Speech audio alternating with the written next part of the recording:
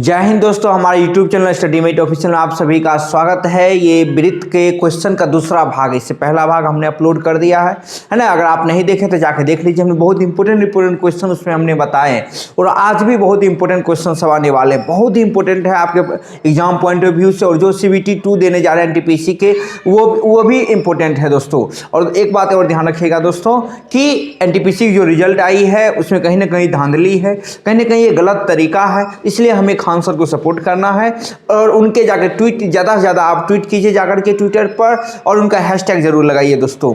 चलिए दोस्तों शुरुआत करते हैं क्वेश्चन की। क्वेश्चन क्या है? क्वेश्चन है किसी साइकिल के पहिए का व्यास 56 सेंटीमीटर है तो कह रहा है कि 2.2 किलोमीटर की दूरी तय करने में पहिए कितनी बार घूमेगा। मतलब सिंपल सी बात है दोस्तों, जैसे मान लीजिए ये साइकिल का पहिया है ना। अब ये कह रहा है कि इसका जो व्यास है, तो व्यास का मतलब यही हुआ, तो यानी कितना है 56 सेंटीमीटर है। तो कह रहा है कि ये इसको 2.2 किलोमीटर की दूरी तय करनी है, तो ये चक्का कितनी बार घूमेगा कि 2.2 किलोमीटर की दूरी तय कर लेगा। सिंपल सी बात है दोस्तों कि अगर ये एक बार इस तरह से इस तरह घूम गया मतलब एक चक्कर हुआ, तो अगर ये एक बार इधर से इधर घूम गया तो एक चक्कर हुआ, तो इसके चारों ओर की पहले दूरी निकाल लेती है, कितना दूरी तय करता है, तो एक चक्कर तो निकल जाएगा हमारा।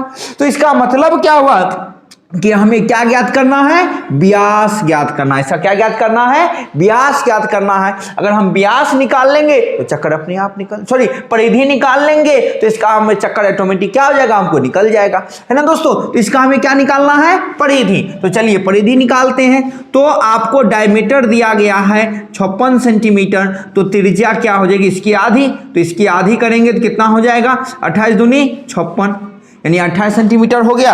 अब इसका अगर हम परिधि निकालेंगे तो परिधि क्या होगा दोस्तों? परिधि क्या होता है जल्दी से बताइए? 2 पाई r, तो 2 गुने 22/7 गुने r कितना हो गया 28, 7 चौके 28। अब इसको गुना कीजिए 22 चौके 88, 88 दूनी 176 सेंटीमीटर। मतलब क्या हुआ कि चक्का अगर एक बार घूमेगा तो कितनी दूरी तय करेगा? 176 सेंटीमीटर की दूरी तय करेगा। क्योंकि हमको यहाँ किलोमीटर में दिया हुआ है कि 2.2 किलोमीटर की दूरी तय करने के लिए, तो 2.2 किलोमीटर का सेंटीमीटर में बदलने, पहले मीटर में बदलिए, तो मीटर में बदलने के लिए 1000 से गुना करेंगे, है ना। अब मीटर को सेंटीमीटर बदलने के लिए 100 से गुना करेंगे, तो यानी कितना यहाँ से एक पॉइंट उड़ जाएगा, ये 0 चला गया, यानी हो गया 22,000 एगो और 0, यानी इतना सेंटीमीटर हमको क्या करना है? पहिए को घुमाना। तो अब क्वेश्चन है कि 176 सेंटीमीटर घूमने के लिए एक चक्कर लगाता है। कितना चक्कर लगाता है? एक। तो 1 सेंटीमीटर घूमने के लिए कितना चक्कर लगा? 1/176। तो टोटल मेरे पास दूरी कितना है देख लीजिए दोस्तों, तो 22 डबल 4 को 0 कितना हो जाएगा 1/176 गुने 22 गुने इसको हम 10,000 लिख देते हैं। अब इसको काटेंगे, ये 8 बेन में कट जाएगा, 8 से इसको काटेंगे, कितना बेन में कटेगा दोस्तों? 8 का 8 2 हो गया, 20 हो गया, 8 दूनी 16, 8 पंचे 40, यानी कि 1250 चक्कर लगाएगा तो वह क्या करेगा? 2.2 किलोमीटर की दूरी तय कर लेगा। तो इस टाइप के क्वेश्चन आते हैं दोस्तों, हमेशा आते हैं कि चक्कर निकालिए, या एक बैलगाड़ी का पहिया है उसका आपको त्रिज्या दे दिया तो पूछ रहा है इतना किलोमीटर दूरी तय करने कितना वो चक्कर लगाएगा, या आपको क्वेश्चन दे देगा कि इतना हमको चक्कर लगवाना है तो अगर इतना चक्कर वो कितना दूरी तय करेगा। तो इसी का जस्ट उल्टा वो होता है दोस्तों। तो देखिए इस टाइप के क्वेश्चन अक्सर आते हैं, इसलिए इसे ध्यान से देखना पड़ेगा, उसको समझना पड़ेगा क्वेश्चन है क्या, है ना। क्योंकि हमको पता है कि चक्का अगर एक बार घूमेगा तो एक चक्कर गिनती होगा, मतलब यहां से शुरू किया फिर घूम करके यहीं आ गया तो एक चक्कर हुआ। तो इसका मतलब ये जो घूमा तो किस पर घूमेगा? परिधि पर ही घूमेगी, है ना। तो इसलिए हम इसका पहले परिधि निकाले फिर उसका चक्कर निकाल ले। चलिए दोस्तों फिर अगले क्वेश्चन की ओर बढ़ते हैं।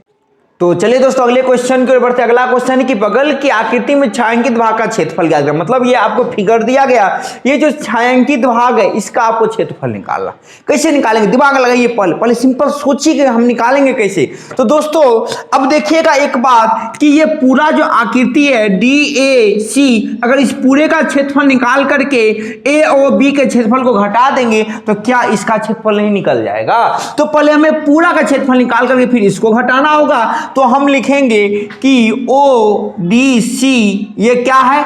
ODC का अगर क्षेत्रफल निकालना है तो यहां सॉल्यूशन लिख देते हैं दोस्तों। तो अगर हमें ODC का क्षेत्रफल निकालना है तो ध्यान दीजिए ये क्या है? ये त्रिज्यखंड है। तो ODC का क्षेत्रफल क्या हो जाएगा? पाई आर स्क्वायर थीटा बटे 360 डिग्री। पाई का वैल्यू कितना हो जाएगा 22/7।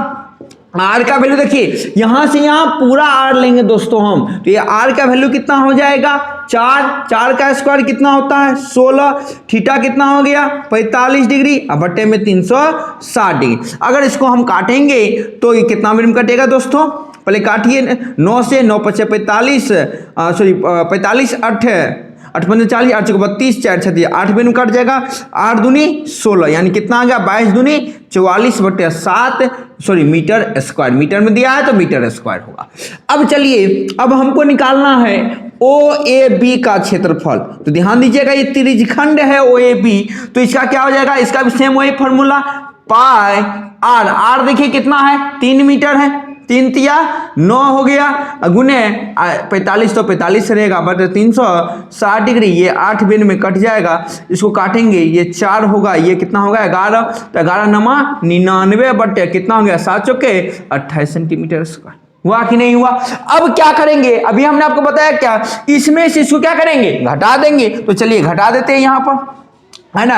तो 44/7 - 99 बटे 28, इसका एलसीएम लेंगे तो कितना हो गया 28, 7 चौके 28, 4 चौके 16, 4 चौके 16 1 17 - 99, इसको घटा देंगे तो कितना आ जाएगा 77/28 आ जाएगा, 7 से काट दीजिए 11 7 77, 7 चौके 28 यानी 11/4 सेंटीमीटर स्क्वायर, इसका क्या हो जाएगा छायांकित भाग का क्षेत्रफल।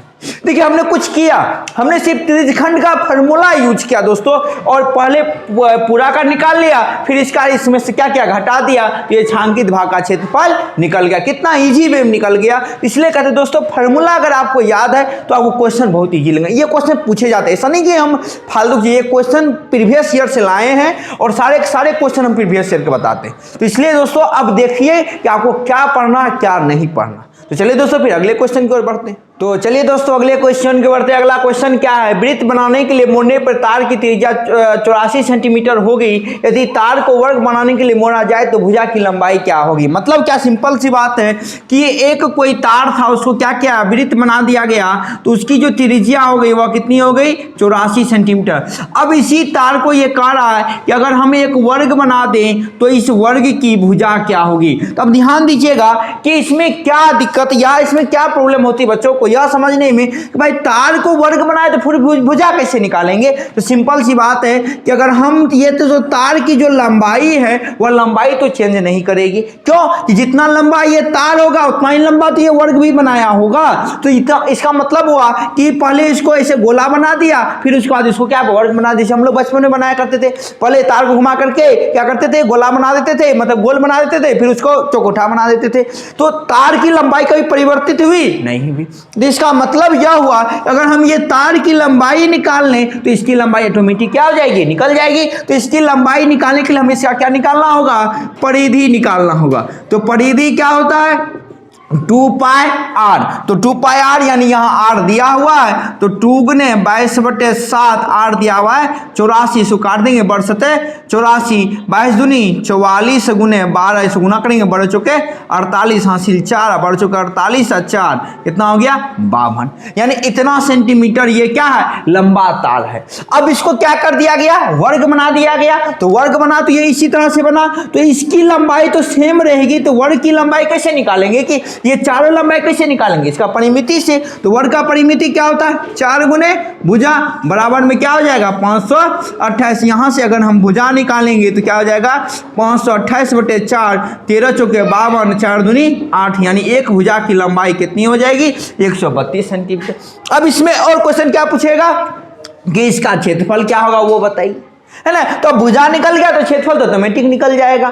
तो इस तरह के क्वेश्चन अक्सर आते हैं एग्जाम में। तो आपको बस ये ध्यान रखनी है कि पूछ क्या रहा है ना, किसमें किसको परिवर्तित करना है। अगर जिसमें जिसको परिवर्तित करेंगे तो हमेशा याद रखिएगा उसका जो परिमिति होगा उसका जो परिधि होगा वो हमेशा क्या होगा बराबर होगा, तब जाकर के ये हम इसको इसमें मोड़ पाएंगे, है ना दोस्तों। तो आज के लिए इतना ही, फिर मिलेंगे नए टॉपिक के साथ। मतलब अब क्या है, अब तो वृत्त भी खत्म हो गई आपकी दोस्तों। क्षेत्रमिति का जो 2D डायमेंशनल था वो हमने आपको पूरी तरह से खत्म कर दिया। अब बचा क्या है, अब बचा है आपको क्वेश्चन आवर। 3 क्लास हम लेकर आ रहे हैं क्वेश्चन, यानी आयत से शुरू करेंगे क्वेश्चन का सिलसिला और वृत्त पे जाकर के खत्म करेंगे। फिर दोनों का कंबाइन करके देखेंगे कि इसका परिवृत्त, अंतःवृत्त ये सब पूछा जाता है कि इसके अंदर एक समबाहु त्रिभुज बना दे, इसके अंदर एक वर्ग बना दिए, इस टाइप के क्वेश्चन आते हैं। तो अगर इस टाइप के क्वेश्चन आते हैं तो हम उसको टैकल करेंगे दोस्तों। ये 3 क्लास है, इसलिए 3 क्लास बहुत इंपॉर्टेंट है, इसलिए छोड़ के मत जाइएगा। तीनों क्लास इसके बाद जो भी आएंगे वो इंपॉर्टेंट क्लास आने वाले, उसको पूरा देखिएगा। तो आपका पूरा का पूरा क्षेत्रमिति अगर खत्म ना हो जाए तो फिर आप हमें कहिएगा। तो दोस्तों फिर मिलेंगे नए वीडियो के लिए, तब तक के लिए जय हिंद।